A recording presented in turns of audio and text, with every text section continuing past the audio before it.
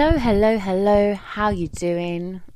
I'm Rebecca Nichols and this is my podcast, Royal Treats. Thank you for being here. I really appreciate you listening. And today I was going to talk about the choices we make. The choices we make on a conscious or an unconscious level and the effect that has on our lives and the way we live. Because I think, and this is the conversations that I've been having with people and generally the conversations that occur within my own world and within the conversations that I have with clients or just people that I meet, I'm always intrigued. And so today when I woke up, I was really thought, well, what can I talk about today on this Tuesday? And so I posted something on my Facebook and something similar over on my Instagram and basically said, you know, what is it? What is it that we feel limited by in terms of how we live? Why do we think it has to be only one way? And why does it have to be the way that we've been taught to believe? You know, why isn't we can't think for ourselves in so many ways? I mean, of course, there's many of us that really do think for ourselves, and those who really dare to go outside of the box and break the mold and shift the paradigms. And that's kind of the work I do as a coach, as someone who deals with metaphysics, as someone who works with energy and spirituality and gets you to understand, like, you are here creating your reality. This is all you.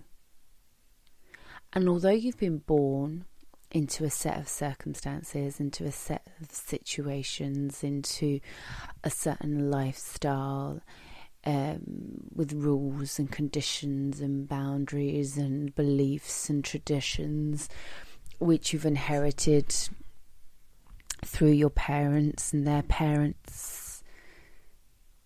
You know, the funny thing is we go along with it like it's just the most normal thing to do, and yet we hardly ever question our existence enough to make a huge impact on our own lives, let alone anyone else's.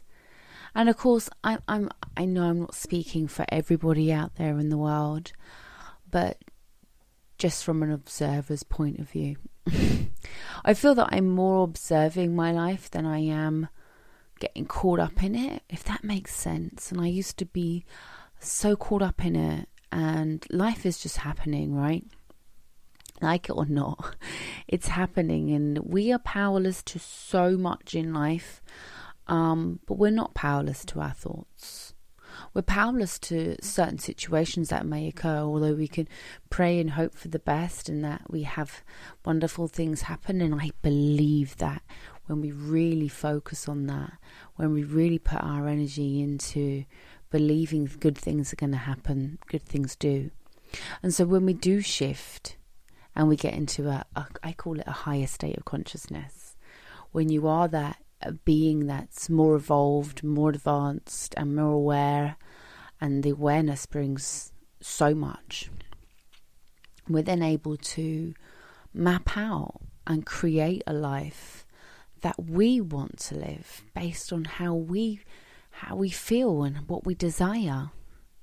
So the past couple of weeks I've been working on a manifesting program with some ladies, and what an experience.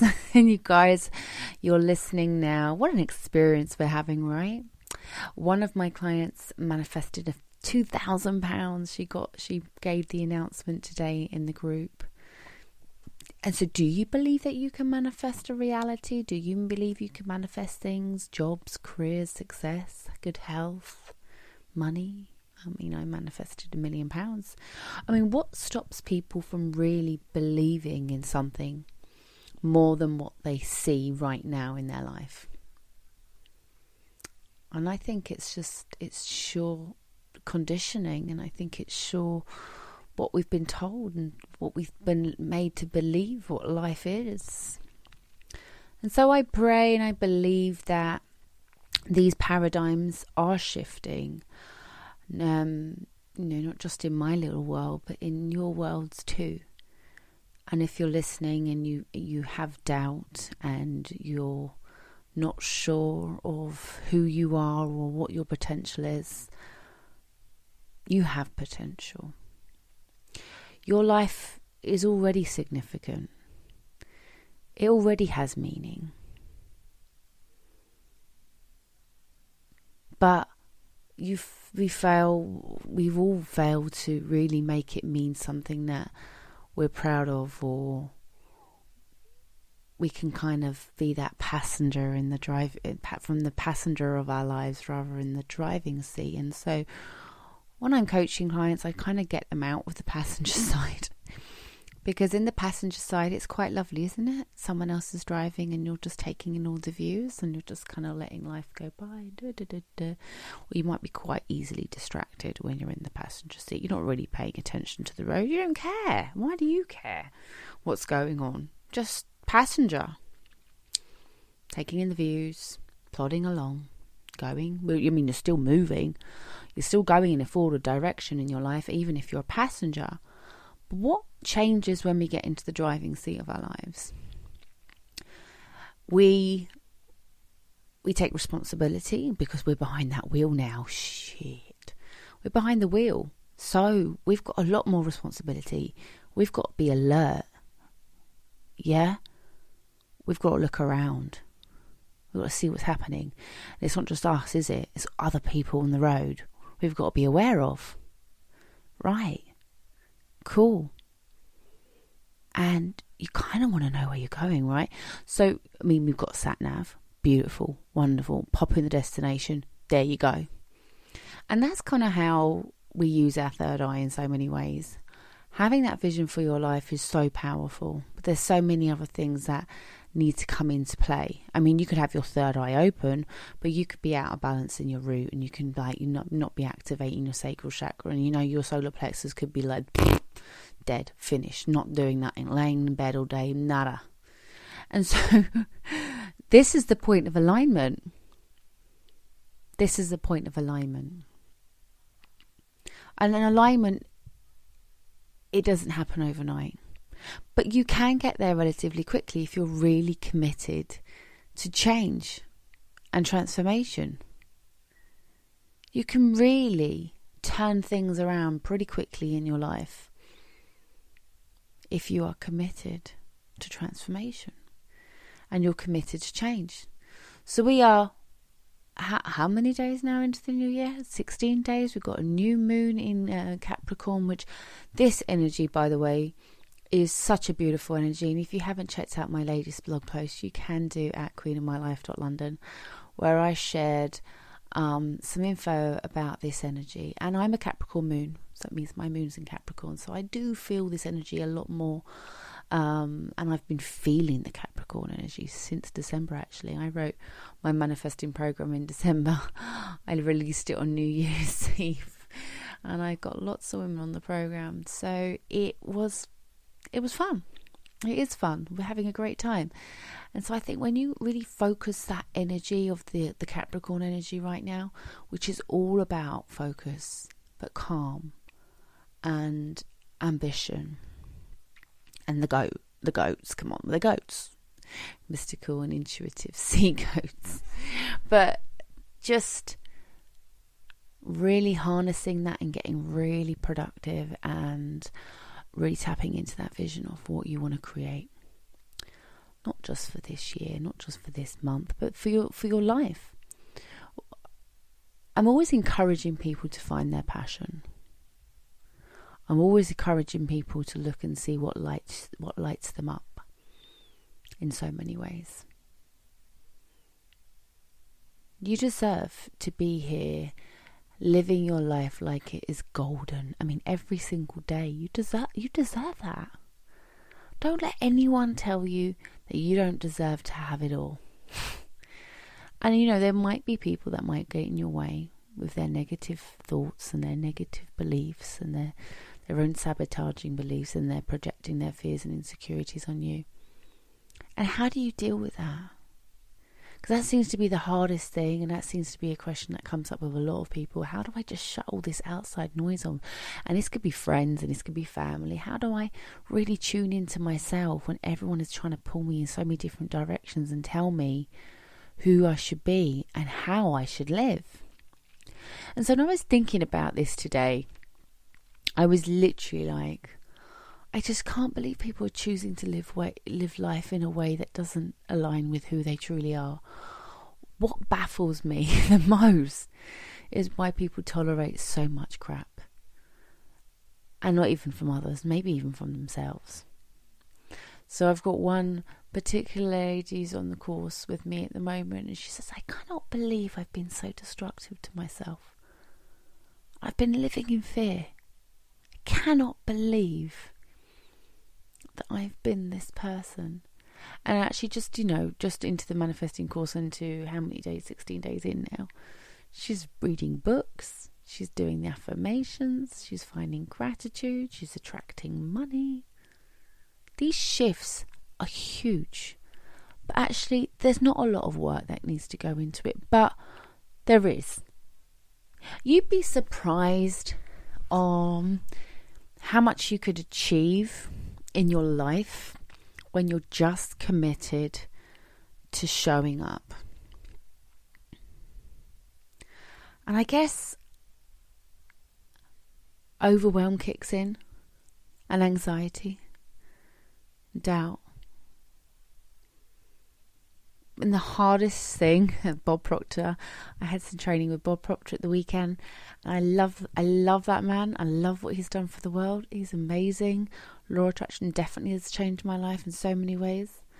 But he says, blamers don't win, by the way. That's one of my favourite ones. Blamers don't win. Don't blame. Don't blame. He says you've got to do the work. You got to commit. And you know what I say to people coming on my coaching program? And I go, has your way been working? Well, all these years, has the way that you've been doing things really working for you? I mean, are you really 100% satisfied with who you are as a being and what you do with your life and with what you have? And if the answer is no, and you kind of go, you know what, I'm really not that happy. I'm not content. I know there's more.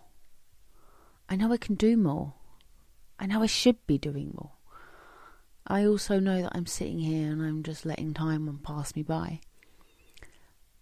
And I wanted to share with you another story from a client on my program, and she said she was just sitting there on her sofa day after day, letting time pass her by, letting her life pass her by. And she joined one of my free challenges, and she came onto the program. She says, I just can't believe I was letting that happen in my life.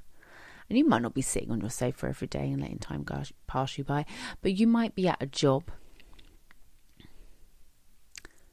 and you don't really like that job that much, but you're just there, right? Because you get a paycheck at the end of the month or the end of the week, whenever, and that's it. It doesn't really light you up. It really doesn't satisfy you. It doesn't really bring you that much joy. You don't go home at the end of the day and feel really accomplished. And you know the truth.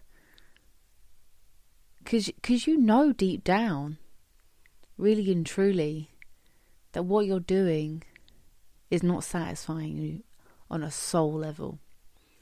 And so the work I do is spiritual. It's empowering. It's personal development. It's personal growth. Because our spirit being is our true essence, is our true being. And when we find that being can really create something beautiful in this life and actually add some value to the world, in which the world needs your magic. You just don't get it. It just needs you to be you. And if someone said to me years ago, Rebecca, you're amazing, you're talented, you're gifted, you're funny, and I said, yeah, well, kind of. But seriously, I doubted myself for so long, and I think, well, maybe I could have been doing this work a long time ago. I had my Kundalini awaken when I was 14. I understood who who we were as human beings and what this planet was. And I didn't really understand the depths of what I know now in terms of who I was as a healer. And that's, a big part of the work I do. I mean, the big part of the work I do is healing. And even on my coaching programs, it's still healing. But I just facilitate and hold a space more so. And I encourage you to go within and do the work yourself, which I think is where we need to go. And I was reading an article about the NHS, and I was very much like, here. The woman that wrote it, very good, talking about, our health is our responsibility. It's not the responsibility of NHS if we decide to not eat so great and not exercise and smoke and drink too much, and then you get sick. Is it the NHS's responsibility? And we're already it's crippling, the NHS, obesity and other things. And obesity, as far as I'm concerned, it's a choice. I know I've got nothing against fat people or people who are overweight. I'm not going to judge them for their life choices, but they are choices. They are choices. And I'm all for body positivity, but I'm also for exercise and heart rate and movement. So I think we need to bring balance into our lives, and that's kind of a lot about the work I do. I bring balance and harmony and restore balance. I think, we've ended up hamsters on the wheel for a very long time now, and I think it's time to get off, or get out of the circus. It's just not a show that we need to be part of anymore. And so when you're looking at your life and you're saying, are these choices that I'm making really bettering me to becoming or being even the best version of myself? And when you can answer that honestly and authentically, either way, you're going in a better direction. This is the conversations that we all need to have with ourselves. Is this really helping me? Is this bettering my life? Is this prolonging my life? Is this adding value to my life? Is this adding value to the world? Because that's the real powerful part of manifesting. When I'm getting people to look at intentions, I'm looking at desires, and it's not based on ego. It's not about looking good. It's never about looking good. It's actually about being honest and genuine and sincere and full of integrity. Better qualities to have as a human being, trust me. I'm not going to spend a lot of time with you today, but I think I've made a good point. And I think it's a lot of food for thought.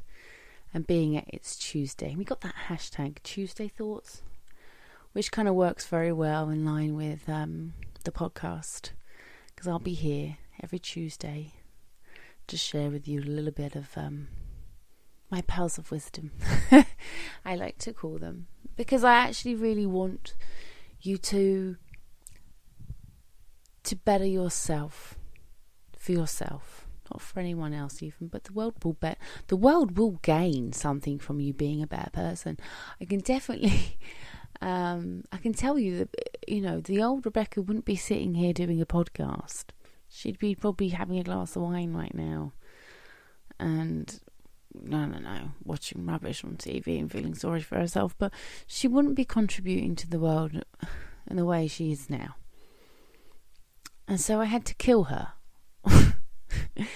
And so what part of you do you really need to kill off now, because it's not serving you anymore? And that part of you is making choices about your life that really don't serve you in the long run. Well, thank you for being here.